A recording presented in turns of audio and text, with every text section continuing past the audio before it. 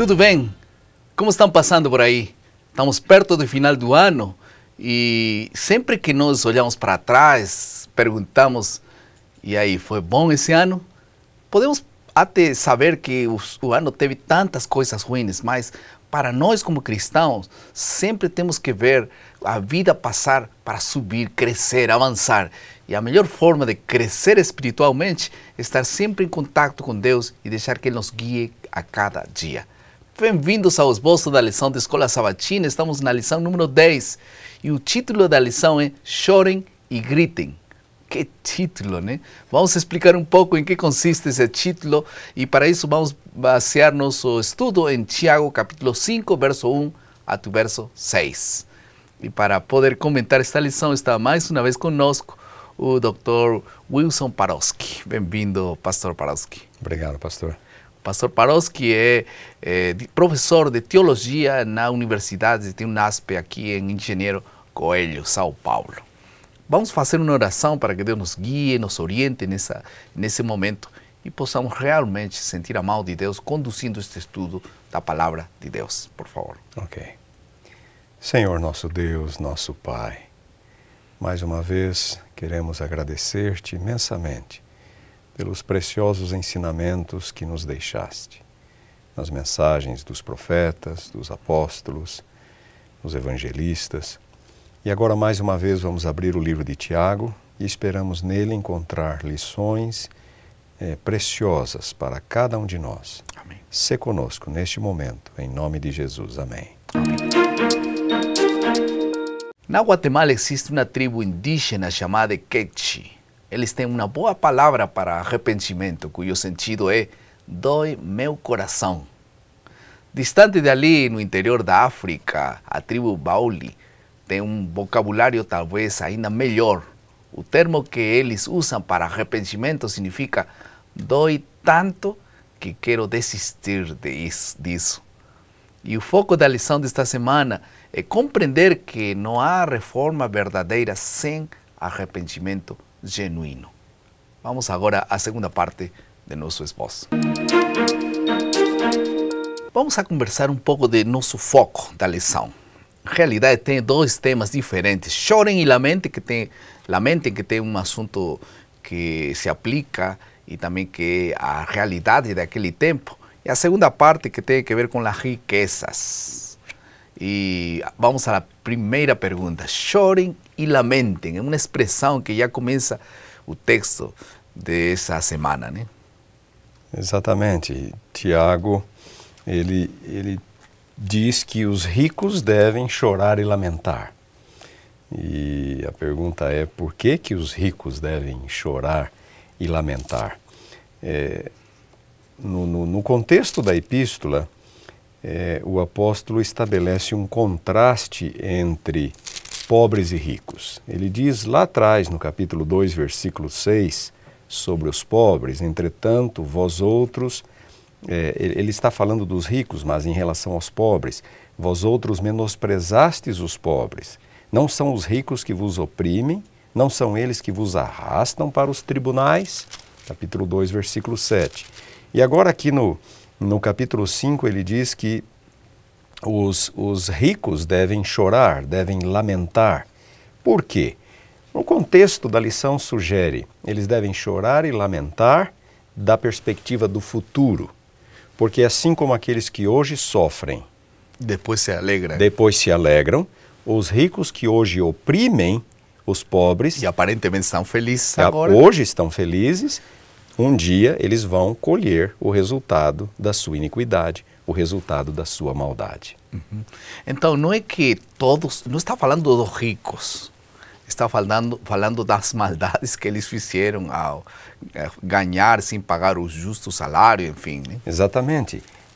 Como Tiago diz aqui no capítulo 5, versículo 4, eis que o salário dos trabalhadores que ceifaram os vossos campos e que por vós foi retido com fraude, está clamando. Uhum. O que Tiago está falando não do ser rico em si, mas o do usar a riqueza como um meio de opressão do pobre. Uhum. Agora, então, ser rico não é pecado, né? Definitivamente, ser rico não é pecado, até porque a riqueza é um dom de Deus, quando obtida honestamente. Agora, se a riqueza é um dom, então o problema não está no dinheiro. Como saber se o dinheiro nos serve ou se nós servimos o dinheiro? O que é que nós fazemos com o dinheiro? Ele serve para alimentar as nossas ambições egoístas, eles servem para aumentar o nosso poder de opressão, ou ele é usado para o bem, ou ele é usado para a pregação do Evangelho. Jesus uma vez foi procurado por um jovem rico e num dado momento do diálogo Jesus falou: uma coisa te falta, vender tudo, dar aos pobres. Não que isto seja importante para a salvação, não que se eu vender tudo e dar aos pobres eu vou ser salvo, mas Jesus queria chamar a atenção daquele jovem rico para onde estava o seu coração. O coração dele estava na riqueza, nos bens que ele tinha. E aí entra aquela declaração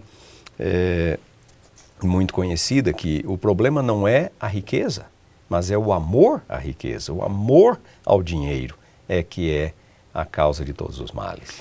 Agora, quando uma pessoa não tem um foco claro em relação às riquezas, então tem muitas consequências erradas, né? Na Bíblia nós encontramos, por exemplo, a extorsão, comodismo, a busca de prazeres, a cobiça, a injustiça, os assassinatos, enfim, tantos atos horríveis como fruto da ambição ao dinheiro. É claro, e não são apenas os ricos que pecam. Os pobres também podem pecar e pecar muito, mas a riqueza, ela traz consigo poder, ela traz consigo meios, recursos, e se esses recursos, se esse poder não for bem administrado, não forem bem administrados, podem se transformar num mal para a pessoa e vir acompanhados de uma série de elementos negativos, como o senhor mencionou: extorsão, busca de prazeres, cobiça, injustiça. Então o problema não está nas riquezas, né?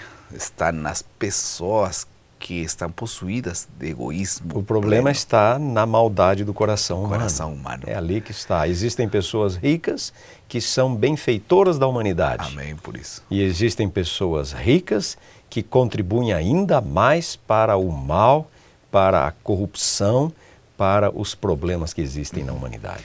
Agora vamos voltar à primeira parte. Na realidade, a lição fala disso ainda que como uma lição que se pode pegar, contrária ao choro daqueles que lamentam por causa de seus pecados, suas maldades. Agora ele começa a orientar a lição para o arrependimento. Agora o choro, aquele choro que Deus quer que choremos, aquela tristeza, não por as consequências do nosso pecado, e sim por haver ofendido a Deus, por ter nos separado dele, enfim, né? O Tiago, nesse contexto, talvez, se nós colocarmos Paulo junto com Tiago, nós vamos ampliar um pouco mais a imagem e vamos ter uma compreensão melhor do assunto. Paulo fala em 2 Coríntios capítulo 7, versículo 10, que a tristeza, segundo Deus, produz arrependimento. E a palavra arrependimento na Bíblia significa mudança de mente. Eu que pensava de uma forma, passo a pensar de uma forma completamente diferente. Eu não estou apenas preocupado com as consequências. Quando eu estou preocupado apenas com as consequências, com as perdas dos meus atos, isto é remorso. Como Judas. Como Judas. Mas quando eu busco uma reforma na minha estrutura de mente, que implica também uma reforma da minha vida, este é o verdadeiro arrependimento. E como diz a Bíblia, o arrependimento também vem de Deus. É Deus que impacta a vida do ser humano a tal ponto que ele sente uma tristeza muito grande por aquilo que ele fez contra Deus. Exatamente. E por isso que talvez arrependimento é como disse aquela boa bem-aventurança. Bem-aventurados que choram, né? O choro do arrependimento, Deus vai lhes dar o perdão do consolo. Exatamente. E que Deus possa nos dar sempre esse consolo que produz paz no coração. Vamos à segunda ou a terceira parte do nosso esboço, que é a aplicação. Como podemos trabalhar para aliviar o problema da pobreza extrema, por exemplo? O que devemos fazer para ajudar com que as pessoas que estão desprovistas de alguma coisa que les ajude a viver dignamente? Pastor, nós jamais conseguiremos resolver o problema da pobreza no mundo. Os pobres sempre os tendes convosco, disse Jesus. Mas Deus muitas vezes pode abençoar pessoas com recursos, com dons, para que Ele possa ser uma bênção aos seus semelhantes, em seu círculo de atuação. E esta é uma das formas, quando nós colocarmos nossos dons, nossos recursos ao serviço do Senhor. Se nós não colocarmos isso como um Deus em nossa vida, não colocarmos o nosso coração apenas nisso, violando o primeiro mandamento, não terás outros deuses diante de mim, mas se nós formos gratos a Deus e usarmos nossos dons, nossos recursos para abençoar a humanidade, nós estaremos retribuindo graciosamente aquilo que Deus nos dá e cumprindo o nosso papel no mundo. Estou pensando, por exemplo, em a quantidade de alunos de nossas escolas, outros colégios que querem sair avante, né? E não conseguem recursos. Às vezes são moças de 17, 18 anos que não têm pais, não têm mais, mas querem estudar em uma instituição.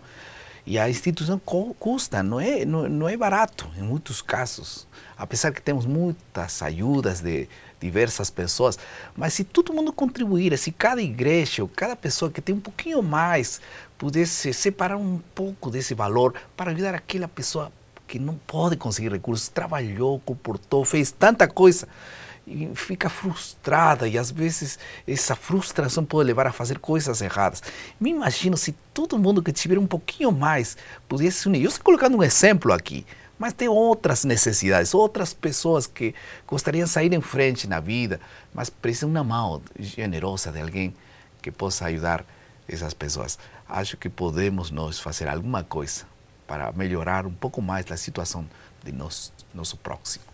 Vamos à última parte de nosso esboço, que é a criatividade. Nós éramos todos devedores à justiça divina, mas nada possuíamos para pagar o débito. Então, o Filho de Deus, que de nós teve piedade, pagou o preço de nossa redenção. Ele se fez pobre para que por sua pobreza fôssemos enriquecidos, mediante a obra de liberalidade, para com os demais nós podemos provar e nós podemos mostrar misericórdia que Deus teve conosco. Na realidade, a oração de Jesus, em aquele texto do juízo, fala de que Ele é quem está precisando de ajuda. Ele encarna a miséria humana. Ele é ele que tem fome, ele que está preso, ele é que está nu. E a resposta a essa miséria é a oração dele para com Deus. E Deus envia a sua igreja, Deus envia pessoas para responder e ser uma bênção para os demais. Por que não te levantas em nome de Deus para ser uma bênção para outra pessoa que está precisando de ajuda, e que Deus possa te enviar e Ele te possa acompanhar nesse trabalho de generosidade de Deus para com os demais? Vamos orar? Querido Pai, muito obrigado, Senhor, por Tua palavra, e que essa palavra não volte vazia, e mais de uma pessoa, como resultado desta lição, possa exercer o amor para com os demais. Por favor, ajuda-nos a ser generosos como o Senhor foi na cruz. Em nome de Jesus. Amém. Amém.